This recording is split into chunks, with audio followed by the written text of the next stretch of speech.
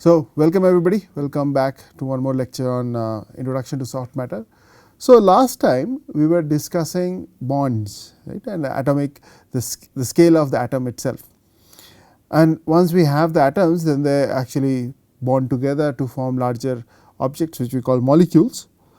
And when it comes to atomic bonds, we discussed that there are three primary type of bonds. One would be the covalent bond, and then the ionic bonds and the metallic bonds.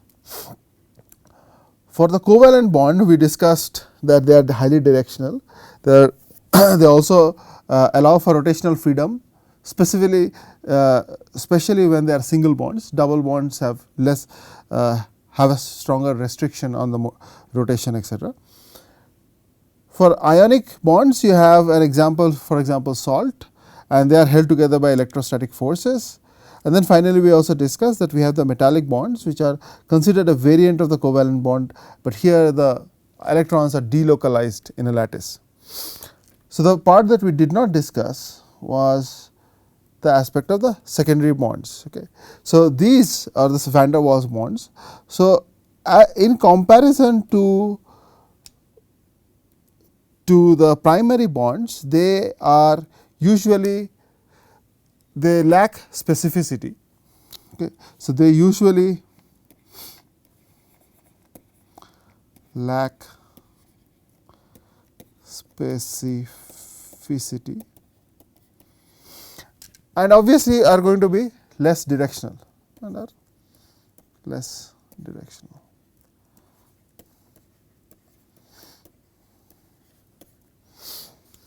So, but what are these bonds? So, what are van der Waals bonds? Now, van der Waals bonds arise from interactions. So,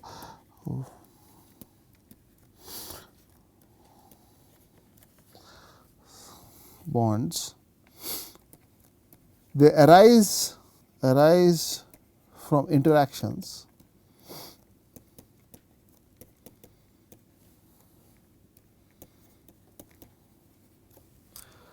between uncharged. So, overall the two entities should not have charges.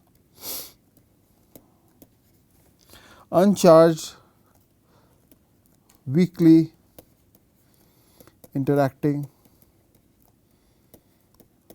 molecules or atoms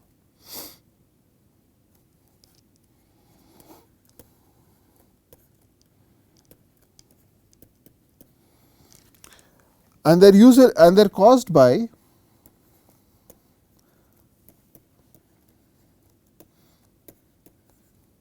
attractive forces or interaction forces between dipoles. Okay. They are caused by interaction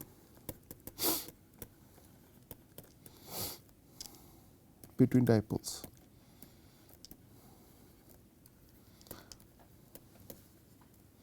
Okay. So, that is why we specifically said uncharged,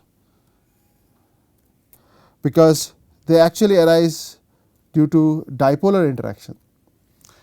And if you remember from your perhaps undergraduate or high school level physics, that a dipole is created when you have two charges which are separated from each other and by a certain distance d, and this entity is called a dipole. So, molecules and atoms, they have their own dipoles sometimes. Sometimes the dipoles can be induced by each other, and sometimes the electron clouds themselves are fluctuating in nature. So, there are temporary dipoles in the system. So, those altogether give rise to the van der Waals forces, and here the interaction potential energy, it is usually, so the interaction potential energy usually scales as 1 by r to the power 6. Okay. So, I will just quickly write this, what this is. This is interatomic potential energy between a pair.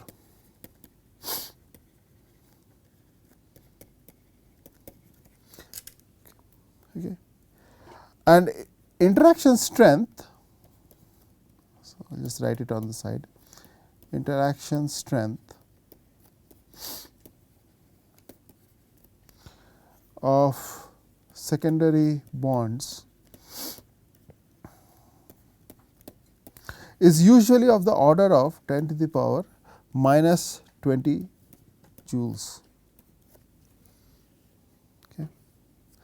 Now, just remember that the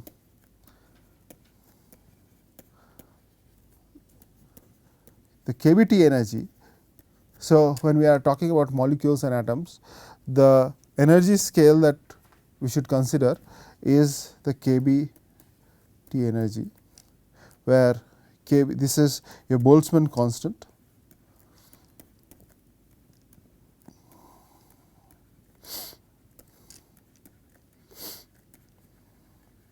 and this is your this is your temperature in Kelvin scale.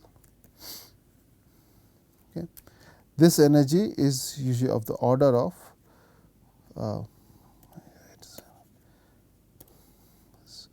is of the order of 4 into 10 to the power minus 21 joules. So, we see that the van der Waals forces are just slightly more energetic than the KBT energy. Okay.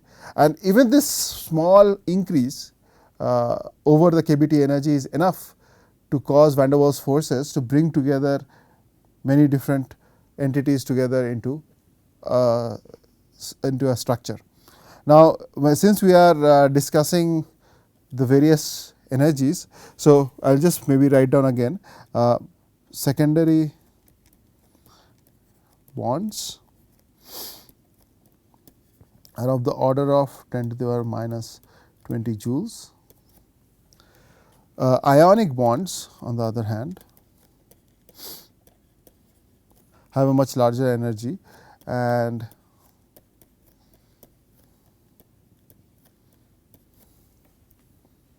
they are usually 100 times higher than the secondary bonds, and the covalent bonds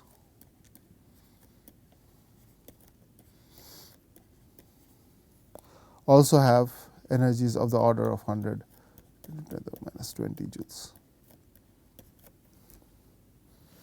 Sometimes less, sometimes more. So, but it is of the order of. Okay. So, we are not worried about the exact value here. So, this symbol means approximately or of the order of here. And so, these are the various primary ways in which, and the metallic bonds, by the way, they are more or less of the order of the covalent bonds itself. Right. So, the atoms are going to be held together by some of these forces. So, we should so the atom itself, when we discuss that the Bohr radius itself is of the order of 0.5 angstrom. So, what is going to be, let us say you put two atoms close by to each other, then they are held together by a bond. So, what is the distance or the equilibrium distance between the two? Okay. So, that is usually called the bond length. So, when you have covalent bonds, and I am going to use a source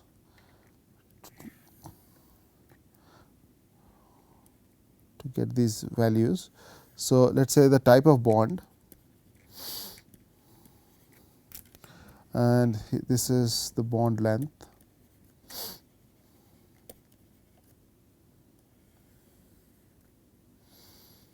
and the dissociation energy,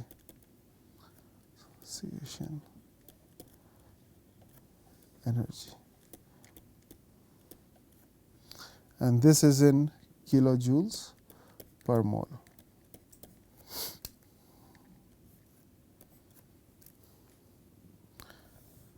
So, so for example, if you have the carbon carbon single bond, okay, this bond length is usually around 1.54 angstroms, and the dissociation energy is 347 kilojoules per mole. For a carbon carbon double bond, they are actually the distance between the two atoms decreases, and now this is 1.34 angstroms. and here the value is 611 kilojoules per mole once again. For a carbon hydrogen bond, you have the bond length being 1.10 Armstrongs, and this value is 411. And for a carbon oxygen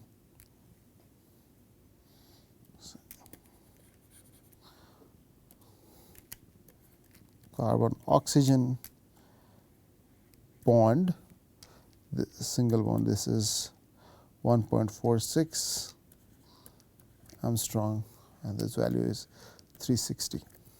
Now, these values I have seen in some sources that differ, the dissociation energy in particular, they slightly differ from these values. So, I will give you the reference from which I have sourced these.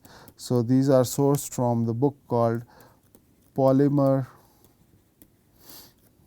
Engineering Science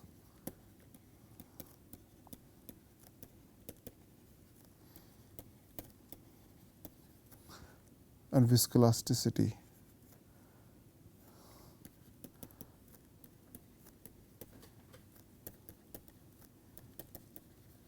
by Brinson and Brinson.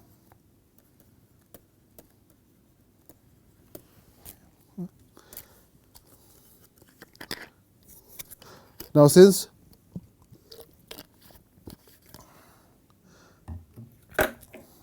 we are discussing these distances from the same source, I have put together the values for the bond types. So, the bond types and the distance, this is the approximate distance in these cases. So, for primary or covalent bonds,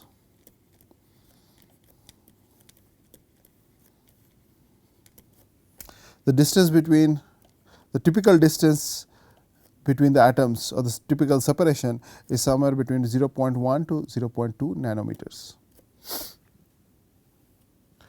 For ionic bonds, the distances can be slightly higher, so 0.2 to 0.3 nanometers. For hydrogen bonds, your distances are larger, or of the order of the ionic bonds sometimes. And finally, the van der Waals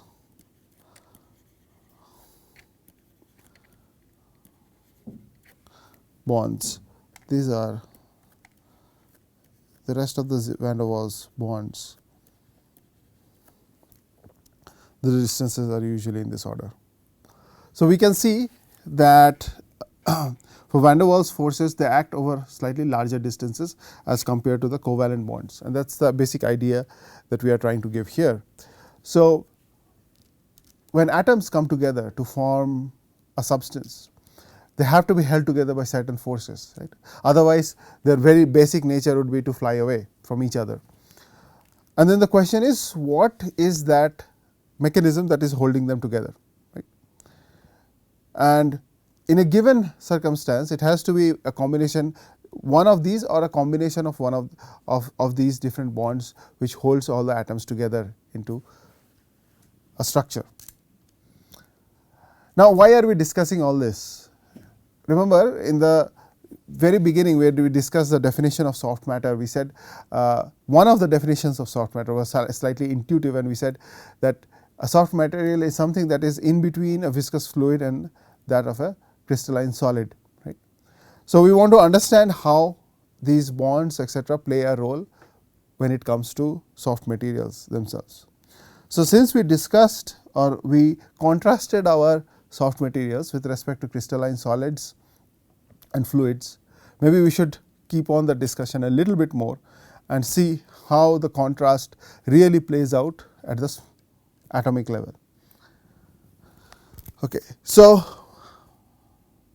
in an atomic level, when we come to a crystalline solid, the very name crystalline solid tells you probably that the atoms are in some kind of a crystal lattice, and that is the case with metals.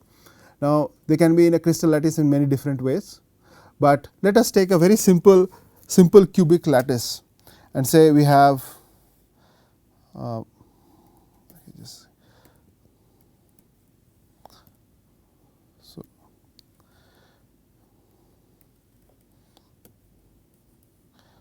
quickly draw a structure, and let us say we are going to place some atoms at these places, right.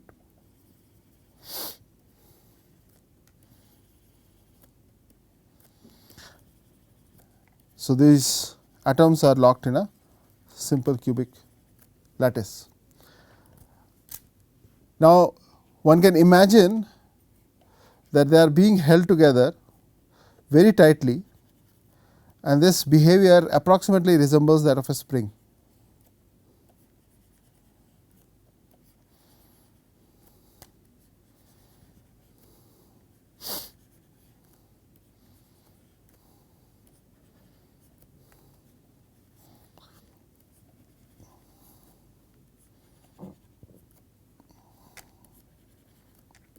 Okay, so I am not going to go ahead and complete it, but you get the idea, right.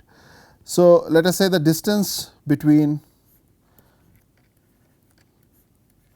the atoms is A. So, the interatomic distance here we have A. So, atoms are placed in a crystal lattice, and the size of the lattice here is A.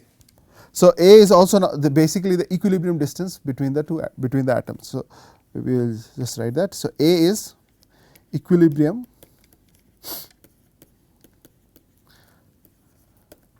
distance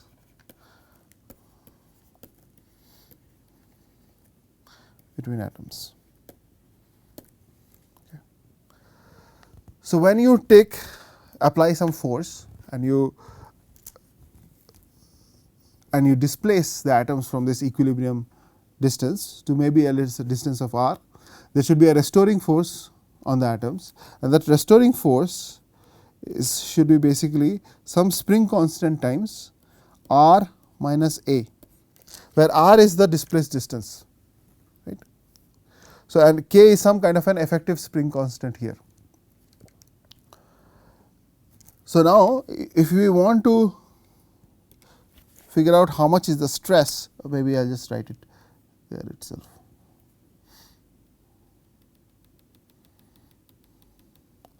So, to calculate stress, so the stress is force times area.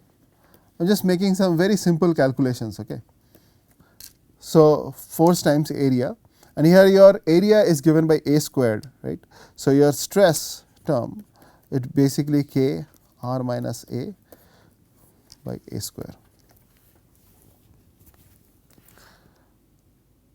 But what is the corresponding strain? So, the strain here, or epsilon, let us say, is r minus a by a, right. So, what is your so this is, let us say this is some kind of tensile stress, and this is your tensile strain.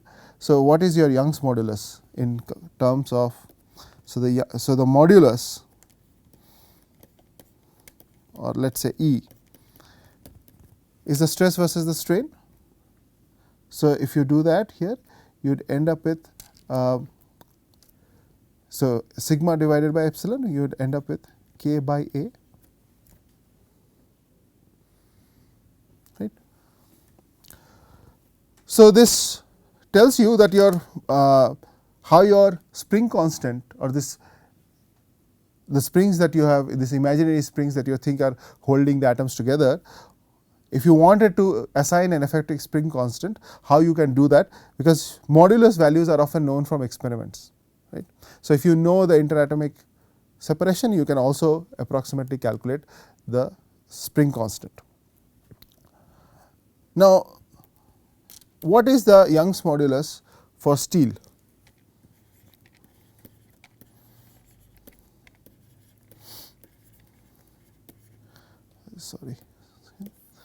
again, and we are not interested in the exact values. Okay. So, Young's modulus for steel is somewhere of the order of 200 into 200 gigapascals,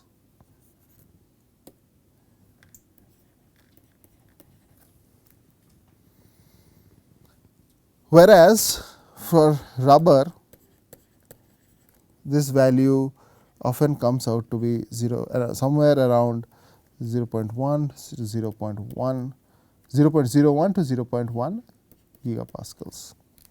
For Teflon it can range from 0.5 gigapascals. Okay. So, the reason I am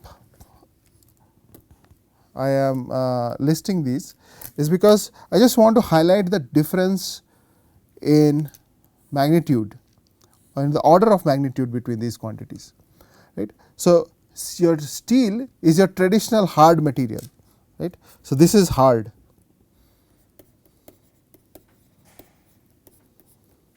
whereas these two are much softer than steel. So, a little bit loosely speaking I can say these are much softer materials. So, this also gives you an idea of when we said that soft matter is an intuitive name.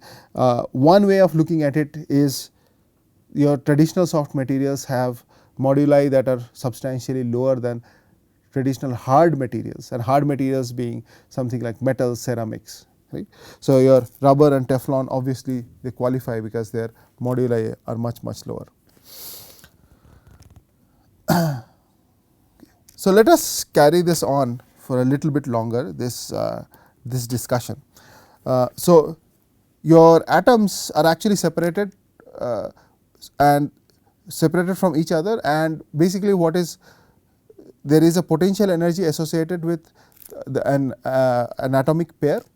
So, let us call this pair potential energy as UR. So,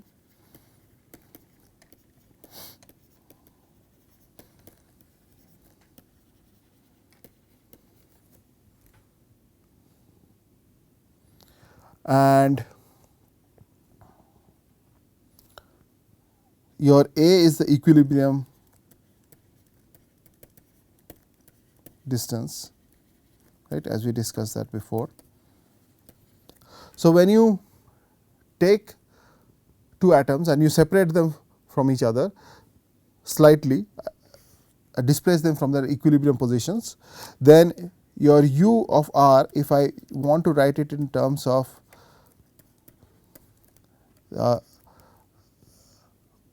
values of at equilibrium, I could say that this is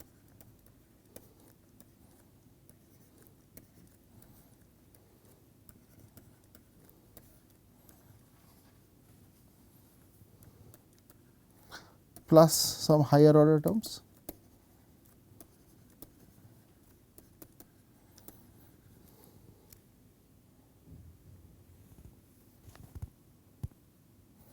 Right. So, the derivative does not exist, does not appear because A is the equilibrium distance. So, U has a minimum at R equal to A. Okay. So, now if we had to compare our original formulation in which we had said that the force is equal to this spring constant multiplied by R minus A, this gives the restorative force. So, this restorative force has to be related to the pair potential that we are discussing, right. And if you compare the two, so by comparison you can say that K is equal to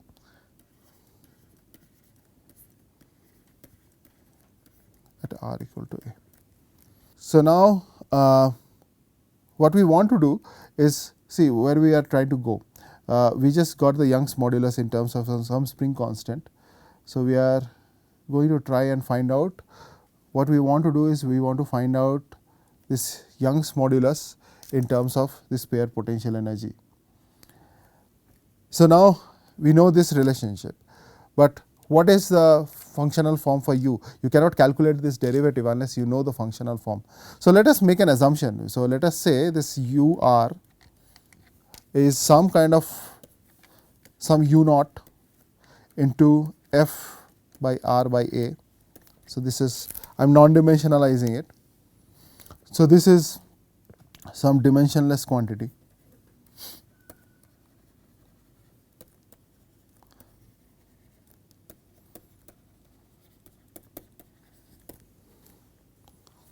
Okay. And because you have at r equal to a, your u has a minimum value, some minimum value which is let us say minus u naught. So,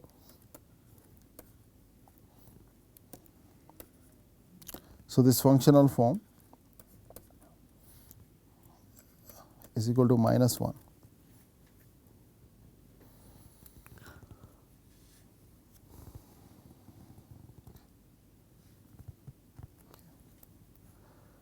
Okay. So,